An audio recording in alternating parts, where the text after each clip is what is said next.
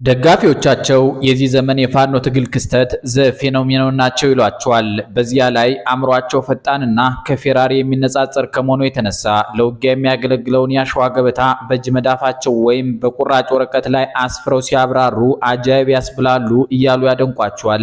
የትግል ንጉስም ናቸው፣ ሁሉንም ነገር ያሟሉ የሚሏቸውም አጋጥመውናል። ያለቀ ሀሳብ ያላቸው ሰው ናቸውም ይባላል። የአምባገነኖች አበሳም ተሰኝተዋል።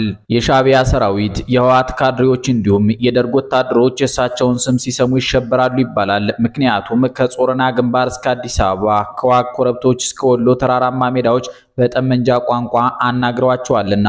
ሰውየው ኮሎኔል ፋንታው ሟባው ናቸው። ሟቤ፣ ሟባና የመሳሰሉ ተለዋዋጭ አባታቸው ስሞች ለአጠራር ያስቸግራሉ።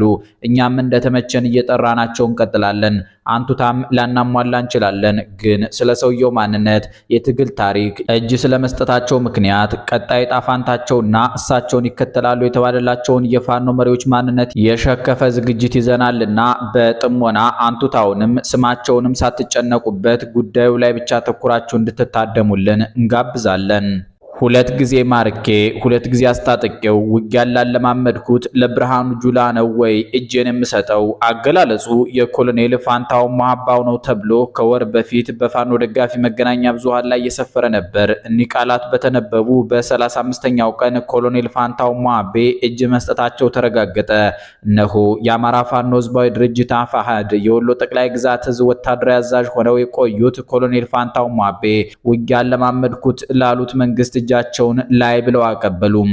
እኔ እኮ አማራ ነኝ፣ ግፍን ተጸይፌ ግፈኛ ልቀጣ የወጣው የሚይዝ እጅ እንጂ የሚያዝ እጅ የለኝም። ምክንያቱም አማራ ነኝ፣ አማራነት ወይም ሞት ብለው ከተናገሩ 2 ወር ሳይሞላቸው የሆነው ሁሉ ሆነባቸው። ኮሎኔል ፋንታው ሟቤ በዚህ ትውልድ የፋኖ ትግል በግንባር ቀደምትነት ከሚጠሩ አንጋፋ ሰዎች መካከል አንዱ ነበሩ። በፋኖ ትግል ውስጥም ከውጊያ አገልግሎታቸው ባሻገር የእስልምና ተከታይ በመሆናቸው ፋኖ ሙስሊም ጠል ነው የሚለውን ትርክት በመስበር በዚያ ላይ ኮሎኔልም ናቸውና ትግሉ የገበሬዎች ወይም ጥቂት የተማረሩ ሰዎች ብቻ ለመሆኑን እንዲሁም ፋኖ የፕሮፌሽናል ተዋጊዎች ስብስብ መሆኑን እንደማሳያ ከሚጠቀሙባቸው ጥቂት ግለሰቦች ውስጥ አንዱ ነበሩ። እኒህ አንጋፋ ሰው ወደ መንግስት ከመግባታቸው ወይም ከሳቸው በተቃራኒ እንደቆሙ ሰዎች አገላለጽ እጅ ከመስጠታቸው አሊያም እሳቸውና የገቡለት መንግስት እንደሚሉት ከመስማማታቸው በፊት ይሄ መንግስት ለአማራ ህዝብ የህልውና ስጋት ነው፣ ስለዚህ በነፍጥ የታግዬ የህዝቤን ህልውና አስጠብቃለሁ ብለው ጫካ ገብተው በፋኖ የትግል ታሪክ የመጀመሪያውን የወረዳ ከተማ ከኮሎኔል ሞገስ ዘገየ ጋር በመሆን የተቆጣጠሩ የወሎ ተራሮች ላይም እንደልባቸው ሲፈነጩ የነበሩ ናቸው። ኮሎኔል ፋንታው ሟባ የኢህዴን ታጋይ ሆነው ደርግን የጣሉ ሲሆን ስማቸው ግን በጉልህ መነሳት የጀመረው በኢትዮ ኤርትራ ጦርነት ወቅት በጾረና ግንባር ጀብዱ ከፈጸሙና ባይድመ ላይ ከነ ብርጋዴር ጀነራል አሳምነው ጽጌና ጀነራል ተፈራ ማሞ ጋር ሆነው የኢትዮጵያን ሰንደቅ ዓላማ ካውለበለቡ በኋላ ነው። ኮሎኔል ፋንታሁን ይበልጥ ወደ ህዝብ ልብ ገብተው የነበረው ግን በመለስ ዜናዊ አስረስ ሲመራ የነበረውን መንግስት ለመፈንቀል ከጓዶቻቸው ብርጋዴር ጀነራል አሳምነው ጽጌና ተፈራ ማሞ ጋር ሙከራ አድርገዋል ተብለው እስር ቤት ከገቡ በኋላ ነበር። ኮሎኔሉ ከዓመታት እስር በኋላ በአብይ አህመድ አሊ መንግስት ተፈተው እንደገና በሰኔ 15ቱ የእናምባቸው መኮንን ግድያ ተጠርጥረው በቁጥጥር ስር ውለው ለጥቂት ጊዜያት ታስረው ቆይተው ተለቀዋል። ከዚያ በኋላ ወደ ጫካ ገብተው የፋኖን ሰራዊት በመምራት በፋኖ ታሪክ ለመጀመሪያ ጊዜ ከተማ የተቆጣጠሩበትን ታሪክ ሲሰሩ በትግሉ ሂደትም ብዙ ጀብዶችን በተለይ በወሎ ሰንሰለታማ ተራሮች ላይ ሲፈጽሙ ቆይተዋል። በመቀጠል የአማራ ፋኖ በወሎ የሚል ድርጅት ከነምሬ ወዳጆ ጋር በመሆን መስርተው በምክትልነት እንዲመሩ ተመርጠው ቆይተው ነበር። ከጥቂት ጊዜያት በኋላ ደግሞ የአማራ ፋኖ የራሱን ወጥ አደረጃጀት ለመፍጠር በሚያደርገው ጥረት ውስጥ ተሳትፎ በማድረግ የአማራ ፋኖ ህዝባዊ ድርጅት ምስረታ ላይ አስተዋጽኦአቸውን በማጉላት ወታደራዊ አዛዥ በመሆን ተመርጠው ነበር። በኋላም የድርጅቱ ምክትል ሊቀመንበር የነበረው ሀብቴ ወልዴ ከድርጅቱ መውጣቱን ተከትሎ የድርጅቱ ምክትል ሊቀመንበርና ወታደራዊ አዛዥ ተደርገው ተሹመው ቆይተዋል። ቆይተውም የአፍሪካ ህብረትና ኢጋድ ያስተባበሩትን አፋሕድን ከመንግስት ጋር የማደራደር ሂደት እሳቸው ተቆጣጥሮት በነበረው ዳውንት ከተማ በብቃት አስተናግደዋል። እኒህ ኮሎኔል አንድ የትጥቅ ትግል የሚያደርግ ድርጅት ከመንግስት ጋር ለድርድር ሲቀመጥ የሚያቀርባቸው የፖለቲካ ጥያቄዎች የሆኑትን የስልጣን ክፍፍል፣ የህገ መንግስት ማሻሻያ፣ የአማራን ራስን በራስ የማስተዳደር መብት፣ ነፃና ፍትሃዊ ምርጫ፣ የደህንነትና የወታደራዊ ጥያቄ የሆኑትን የተኩስ አቁም ስምምነት፣ የታጣቂዎቹ ውህደት ወይም ዲዲአር፣ ምህረት አሊያም አምነስቲ፣ የማህበራዊና ኢኮኖሚያዊ ጥያቄዎች የሆኑትን መልሶ ማቋቋምና ልማት፣ የተፈናቀሉ ሰዎችን መመለስ፣ የሰብአዊ መብትና ፍትህ ጥያቄዎችን መጠየቅ አለመጠየቃቸው በግልጽ ሳይታወቅና ሳይናገሩ ድሮ ኢህዴን እያሉ 2 ጊዜ ማርከው ውጊያ እንዳስተማሯቸው እየገለጹ ሲደነፉባቸው ወደ ነበሩ የዛሬ ዝነኛ ጀነራሎች ቤት መግባታቸው አነጋጋሪነቱ ቀጥሏል። ከነገራችን ጋር ቀጭኑ ሰው ኮሎኔል ፋንታሁን ማሀቤ በኢትዮጵያ መከላከያ ሰራዊት ውስጥ የ20 እና የ21ኛ ክፍለ ጦር አዛዥ የነበሩ ተኳሽ ነው የሚባሉ የወታደሮች አለቃ ፋኖ መንግስት ላይ ተኩስ የጀመረ ሰሞን ያሳምነው ምትክ ይባሉ የነበሩ ሰው ናቸው። እየቆየ ሰርጎ ገብ ነው የሚሏቸው ተነሱ። ከእንግዲህ ደግሞ የብልጽግና ቀኝ እጅ ነው ሊሉት መሆኑ ነው። በአማራ ህዝብ ስም ትግል እያለ የዘረፈውን ይዞ ይኖራል ይብላኝ እንጂ በሱ ሰበብ ለሞቱት እሱማ ምን ይጎድልበታል እያሉትም ነው። የፋኖ ትግል የአማራን ህዝብ ስቃይ ሲያበዛ እንጂ ሲያቀላ አላየንም፣ እጅ በመስጠቱ በጣም ደግ አረገ እያሉ ያጨበጨቡለትም አሉ። ኮሎኔል ፋንታሁን ማሀቤ እስክንድር ነጋ የሚመራው የአማራ ፋኖ ህዝባዊ ኃይል የወሎ ክፍለ ሀገር ወታደራዊ መሪ ሆኖ በቆየበት ጊዜ የወሎ ፋኖ የሽምቅ ተዋጊዎችን በማሰልጠን እንዳሸን ሲፈለፍል የነበረ ሰው ነው። ከምሬ ወዳጆ ጋር አይዋደዱም፣ ለብዙ ጊዜ ተታኩሰዋል። በዚህም ኮሎኔል ፋንታሁን አንዴ በምሬ ጦር ሌላ ጊዜ በመከላከያ ተገድሏል የሚሉ ዜናዎች በርካታ ነበሩ። በሰሜኑ ጦርነት ጊዜ ልክ ደብረጽዮን ገብረ ሚካኤል ተደጋግሞ ሞቷል ይባል እንደነበረው ማለት ነው። ቀጭሉ ኮሎኔል እንዲያ ነበር። ኮሎኔል ፋንታሁን እጅ የሰጠው አጃቢዎቹንና ብዙ መሳሪያ ይዞ ነው ተብሏል። የእስክንድር ነጋ የፋኖ ካቢኔ እንደ ሳር ክዳን እየተመዘዘ ያለቀ ይመስላል። ከዚህ ቀደም እጅ የሰጡት እናሰግድ መኮንን፣ ማስረሻ ሰጤ፣ ጸዳሉ ደሴና ሌሎች የእስክንድር ግርፍ ናቸው። እጅ ከሰጡት ውስጥ በተሻለ የመንግስት ወንበር ላይ ተመድቦ በነፃነት ሲሰራ ያየ ነው የለም። እጅ ይሰጣሉ፣ ይሰወራሉ። አንዳንዶች በቁም እስር ላይ ናቸው ሲሉ፣ ሌሎች ደግሞ ከደህንነት መስሪያ ቤቱ ጋር ሆነው በስውር ፋኖን እያጠቁ ነው ይላሉ። በቅርቡ እጅ የሰጠው ካፕቴን ማስረሻም ከኢትዮጵያ መንግስት 50 ሚሊዮን የኢትዮጵያ ብር ወደ ኢትዮጵያ ንግድ ባንክ ሂሳብ ቁጥሩ ገቢ እንደተደረገለት ማስረጃዎች ቀርበው ነበር። ስለሆነም እነዚህ የፋኖ መሪ ነበርን ባዮች እጅ ከሰጡ በኋላ የሚገጥማቸው የኢኮኖሚ ቀውስ እንደሌለ የሚያሳይ ተደርጎ ተወስዷል። የኮሎኔል ፋንታሁን ማሀባው ጦር በገበሬው ዘንድ ተወዳጅ ነበር ይባላል። አክቲቪስቶቹ አይዘርፍም፣ አስገድዶ አይደፍርም እያሉም አመስግነው ተመልክተናል። የኮሎኔል ፋንታሁን ማሀቤ ጓደኞች በመከላከያ ውስጥ ጥሩ ደረጃ ደርሰው እሱ ያለ ቦታ ወድቆ ቆይቷል የሚሉም አሉ። ወደ መንግስት መመለሱ ጥሩ ነው እያሉ የሚያሞካሹትንም ታዝበናል። ኮሎኔሉ እጁን ለመንግስት የሰጠው ትግሉ ፈር በመሳቱ ፋኖ ከህወሓትና ሻዕቢያ ጋር እየፈጠረው ነው የተባለውን ጽምዶ ባለመፈለጉ ነው የሚል ውዳሴም ቀርቦለት አይተናል። ይህ ሁሉ ቢባልም እስክንድር ነጋ የሚመራው አፋሕድ ሰኞ ጥር 4 ቀን 2018 ዓ.ም ባወጣው መግለጫ ኮሎኔል ፋንታሁን ከድርጅቱ ሙሉ በሙሉ መታገዱ ነው ቁልኝ ማለቱ አይዘነጋም። የስኬው ደብዳቤ ስራ ልትለቁ ስትሉ ቀድሞ ያወቀ አለቃችሁ ሲበሳጭ አባረሪዋለሁ ብሎ እንደሚጽፍባችሁ ያለ ነው። አፋሕድ ኮሎኔሉ ለምን እንደታገደ ሳይገልጽ የፋኖ አንድነት እውን ሊሆን ጫፍ ላይ በደረሰበት በዚህ ወቅት በተደረገ የማጥራት ግምገማ ፋንታሁን ማሀቤን መቀነስ አስፈላጊ ሆኖ ተገኝቷል ማለቱም ትኩረት ሳቢ ነው። ሌሎች መረጃዎች ደግሞ ኮሎኔሉ ከአፋሕድ የታገደው በፈቃዱ ለመንግስት እጅ በመስጠቱ ነው እያሉ ይገኛሉ። ሁላ የእስክንድር ነጋ መግለጫ የማስመሰል እንጂ ከልብ የወጣ አይደለም ብለው ይጻፋሉ። ተከትሎ የሚመጣው ጥያቄ ቀጣይ ምን ይደረጋል የሚለው ነው። ጥያቄውን ለአንድ ጋዜጠኛ አንስተንለት ነበር። የኮሎኔል ፋንታሁን ማሀባው ቀጣይ ጣፋንታ የሆነ ጸጥታ ኃላፊ ተደርጎ መሾም ወይም ከርቸሌ መውረድ አሊያም ስደት ይሆናል ብሎናል። ያሬድ ሙሉነህ የተባሉ ጸሐፊ ኮሎኔል ፋንታሁን ማሀባውን አስመልክተው ባስነበቡት መጣጥፍ ኮሎኔሉ እጅ ሊሰጥ የነበረው ማስረሻ ሰጤ እጅ ሊሰጥ የነበረ ጊዜ መሆኑን ሁኔታዎች ቢገልጹም ሳይሳካለት በመቅረቱ ለጊዜው ማስረሻን አሳሳች አድርጎ በማቅረብ ሊተርፍ ችሎ ነበር። በቂ ምክንያቶች እየታዩ ኮሎኔሉን አፋሕድ በቁጥጥር ስር ያለዋለበት ምክንያትም ግልጽ አይደለም። ለነገሩ አማራነት በአፍጢሙ ተደፍቶ አካባቢያዊ ጥብቅና መቆም ትግል በሆነበት በዚሁ ጊዜ እንዲህ ያለ ውሳኔ ማሳለፍ ቀላል ላይሆን ይችላል። ድርጅቱ ኮሎኔሉን ጨክኖ ሊያስረው ሲገባ የተለመደ ጩኸት ፈርቶ ጉዳዩን ማለዘቡም ልክ አልነበረም። የመስፍን ከፈለኝና ማስረሻ ሰጤ ምልክቶች ሲታዩበት የነበረው ኮሎኔሉ በክትትል ላይ መሆኑንም ሲያውቅ ሰሞኑን ወሎ ላይ በነበረው የግንባር ተጋድሎ ከፊት ሆኖ ውጊያ በመምራት እጅ የማይሰጥ ለማስመሰል ሊያሳስታቸው ሞክሯል፣ አሳስቷቸዋልም ብለዋል።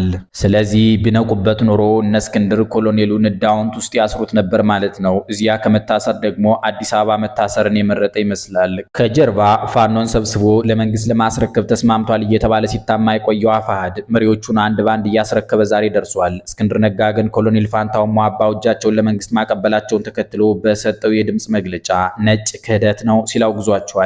ከፋኖ ትግል ደጋፊዎች መካከል አንዱ ፋሲሌን ያለም ይባላል። በሰሞንኛው ክስተት ዙሪያ ሲጽፍ ኮሎኔሉ በአቅማቸው ለአማራ ሕዝብና ላመኑበት ዓላማ ታግለዋል፣ እስካሁን ለከፈሉት መስዋዕትነትም ሊመሰገኑ ይገባል ብሏል።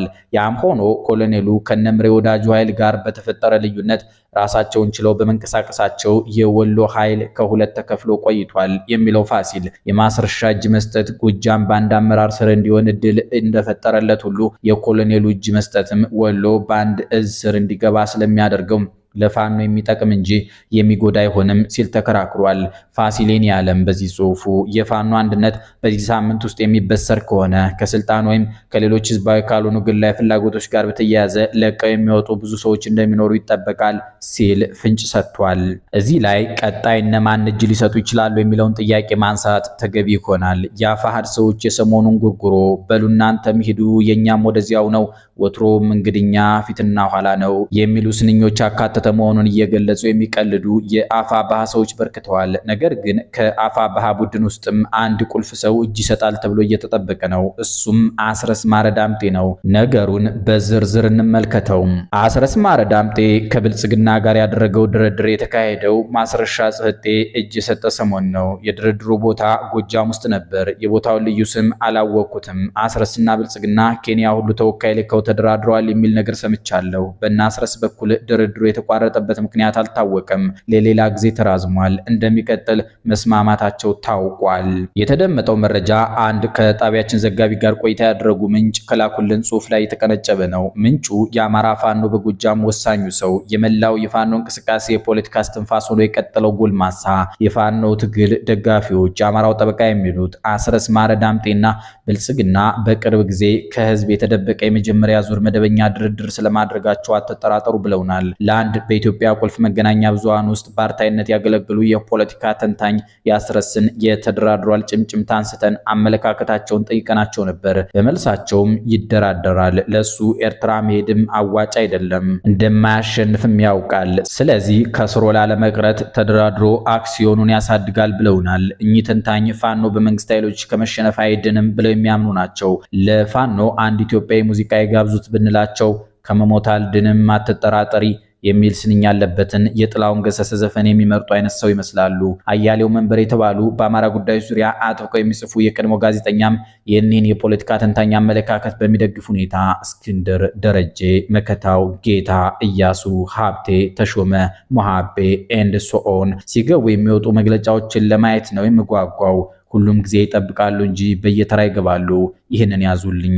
ያስቸገረን ነገር እየተንጠባጠቡ እየገቡ መግለጫ መብዛቱ ነው። በተሳሳተ ትግል ውስጥ ሆኖ የህይወት መስዋዕትነት መክፈል ጀግንነት ወይም ድል ሳይሆን አላዋቂነትና ተሸናፊነት ነው በማለት ከጻፉ ቀናት ተቆጥረዋል። ይህም ባሉ በቀናት ልዩነት ከጠቀሷቸው ስሞች መካከል የዛሬው ጉዳያችን ኮሎኔል ፋንታው ሟባ ይገኙበት ነበር። ሰኞ ጥር 4 ቀን 2018 ዓ.ም አያሌው መንበር የጠቆሙት ሀቅ ሆኗል። እንዲህ ያለውን ነገር ስንታዘብና ከዚህ በፊት ካሰግድ መኮንን እስከ ጸዳሉ ደሴ፣ ከስዩም ይዘንጋው ድንቁ እስከ ካፒቴን ማስረሻ ሰጤ ድረስ የዘለቁ ብልጽግናን ሳንሸኝ እጅ አንሰጥም ያሉ ሁሉ ዛሬ ያሉበትን ካምፕ ስንመለከት ህዝብ ያልቃል፣ ንጉስ ይታረቃል የሚሰኘው ቀፋፊ ኢትዮጵያውያን የሰርክ ተረት ለብዙኛ ጊዜ እየተደገመ መሆኑ ያሳዝነናል። ይህ ሁሉ እየሆነም ግን ኮሎኔል ፋንታው ሟባውና ካፕቴን ማስረሻ ሰጤ የነበሩበት በእስክንድር ነጋ የሚመራው አፋሕድ የተባለ ድርጅት እንደ አዲስ ባወጣው መግለጫ የአማራ ፋኖ አንድነት እየተጠናቀቀ መሆኑን ገልጿል። አስረስ ማረ ዳምጤ ትቶት ሸተት ይላል ተብሎ የተሰጋለት የነዘመነ ካሴው አፋብኃም እንዲሁ እሁድ ጥር 3 ቀን 2018 ዓ.ም ባወጣው መግለጫ በዚህ ሳምንት የአንድነት ዜና ጠብቁ ብሏል። አንድነቱ አፋብኃ አፋሃንና አፋሃድን ያዋሃዳል አሊያስ በያሉበት ጎራ ለያይቷቸው ይነጉዳል የሚለው ጥያቄ እንደቀጠለ ነው። ምክንያቱም ዘመነ ካሴ ባውቄ በአንድ መግለጫው የሱና እስክንድር ጠብ ግለሰባዊ ሳይሆን ርዕዮተ ዓለማዊ መሆኑን ገልጾ ነበርና ርዕዮተ ዓለም ደግሞ በቀላሉ የሚታረቅ ነገር አይደለም። ራሱ እስክንድር ነጋም በቅርብ እጅ ይሰጣሉ ከተባለላቸው አካላት መካከል መዘርዘሩ የዚህ ውህደት አንዱ አደጋ ነው። ያሬድ ሙሉነህ በጽሁፋቸው በጥቅሉ አፋሃድ ውስጥ ከመነሻው ጀምሮ እስካሁን ያለው ችግር የእስክንድር የአመራር አቅም ማነስና ቸልተኝነት በድርጅቱ ላይ የፈጠረው ቀውስ ውጤት ነው ባይ ናቸው። አክለውም ቀጣዩ እጅ ሰጪ እስክንድር ነጋ ወይም ሀቅ አለው ጸጋ ሊሆን ይችላል ብለዋል። የሆነው ሆኖ ኮሎኔል ፋንታው ሟባው የነበረበት ወሎ በተለይም ደቡብ ወሎ ቀስ በቀስ ከፋኖ እየጸዳች ነው። በእርግጥ ቀደም ብሎም የፋኖ እንቅስቃሴ ሸዋና ወሎ ላይ ሲደርስ የአጋርነት ሚና ፍለጋ ሲኳትን ይታያል። ራሱን ችሎ መቆም ይሳነዋል። ይህ ነገር ከወሎና ሸዋ ፋኖ አፈጣጠር ጋር ይገናኛል። ዛሬ እነምሬ ወዳጆ የሚመሩት የፋኖ አደረጃጀት ለመንግስት ራስ ምታት ከመሆኑ በፊት እዚህ ግባ የሚባል ኃይል አልነበረም። ቢኖርም ከመንግስት ጎን ሆኖ ህወሓትን የሚዋጋ ነበር። ይህን ትንተና በደህንነት መረጃ የሚያጠናክሩልን የአብይ አህመድ አሊ የቅርብ ሰው ዳንኤል ክብረት ብርሃኔ ናቸው። ሚኒስትሩ ቃል በቃል የምስራቅ አማራ ፋኖ ለዚህ እንዲደርስ ሚና የተጫወተው አንድ ሰው ነው። ይህ ሰው የተወለደው ራያ ቆቦ ተኩለሽ ነው። በአንድ ወቅት የስደተኞችና ከስደት ተመላሾች ኤጀንሲ ውስጥ የኮሙኒኬሽን እና የውጭ ግንኙነት ዳይሬክተር ሆኖ ነበር። በአንዳንድ የአማራ ክልል አመራሮችና በምስራቅ አማራ ፋኖ መካከል በድልድይነት እንዳገለገለ መረጃዎች ያሳያሉ ብለዋል ዳንኤል ክብረት ብርሃኔ። የሰውየውን ስም ባይጠቅሱትም ምናልባት እነ ኮሎኔል ፋንታው ሟባውን ከአማራ ክልል ምክትል ርዕሰ መስተዳድር አብዱ ሁሴንና ከሌሎች ብልጽግናዎች ጋር እያደራደረ ነው ሲባልለት የቆየ ወሎዬ ሊሆን ይችላል። ባለፈው ዓመት ግንቦት ወር አብዱ ሁሴን እነ ኮሎኔል ፋንታው ሟባ ወዳሉበት ቀጠና ገብተው መደራደር ጀምረዋል መባሉ ይታወሳል። ያ ጊዜ ድርድር በፋኖ ኃይሎች በኩል የማያሳፍር ነገር መሆን የጀመረበት ነው። ብዙዎቹ ይህን የወጣቶች ህይወት የአረጋውያን አረጋዊነት የህፃናት ተስፋ የሚሰዋበት ትግል ተራ ንግድ አድርገው መመልከት የመጀመራቸው ምክንያትም ይሄው ነው። ጸዳሉ ደሴ በተለያዩ ከተሞች ፎቅ ገዝቶ ከትግሉ ገለል ስለማለቱ ከተሰማ ዓመት ሊሞላው ነው። ካፒቴን ማስረሻ ሰጤ ለኮሎኔል ፋንታው ሟባ ሊከፍትለት ሲል የምትታየው መኪና እንኳንስ እጅ መስጠት ሌላም ታስመኛለች። የፋኖ ትግል ከግል ጥቅም ማሳደድ ራቅ ማለት ተስኖታል መባሉም ለዚህ ነው። ዳንኤል ክብረት ብርሃኔም የትርክት ዕዳና በረከት በሚሉበት መጽሐፋቸው ገጽ 273 ላይ አንድ የአማራ ክልል ባለሀብት በማያውቁት መንገድ በኩባንያው ውስጥ በሚሰሩ የጃውሳው ሰዎች በኩል በተመቻቸ እድል በተለያዩ ቦታዎች ያሉት የጃውሳው ወኪሎች የዘይት አከፋፋይነት እድል እንዲያገኙ ተደርጎ ነበር ሲሉ አስነብበዋል። የፋኖ ትግል እንዲህ ካለ ጥቅም አሳዳጅነትና ቀማኛነት ማለፍ አልቻለም ማለታቸው ነው። እናም የፋኖ እንቅስቃሴ ወደ ጥቂት ቡድኖች የኃይል መፈታተሻና የግለሰቦች የሀብት ማከማቻ ዘዴነት እየወረደ ይመስላል። እኒያ ሀብት ያከማቹ መሪዎች ደግሞ የካፒቴን ማስረሻንና የኮሎኔል ፋንታው ሟባን መንገድ እየተከተሉ ይገኛሉ። አንዳንድ የፋኖ በተለይም የዘመነ ካሴ ባውቄ ደጋፊዎች ግን የእስካሁኖቹን የፋኖ አመራሮች መቀነስ እንደ ጥሩ እድል ነው የሚመለከቱት። ኮሎኔል ፋንታው ሟቤንም ወደ ላከው አካል ወደ ብአዴን እናቱ በሰላም ተመልሷል እያሉ አቃለውታል። እኒህ ወገኖች ፊልድ ማርሻል ብርሃኑ ጁላ የላኳት ሩቢላ ዳውንት ድረስ ገብታ ኮሎኔል ፋንታው ሟቤን ሙሉ አካሉን ቆጥራ ተረክበዋለች እያሉ ቀልደዋል። አበቃን። ሰላም ይስጥልን።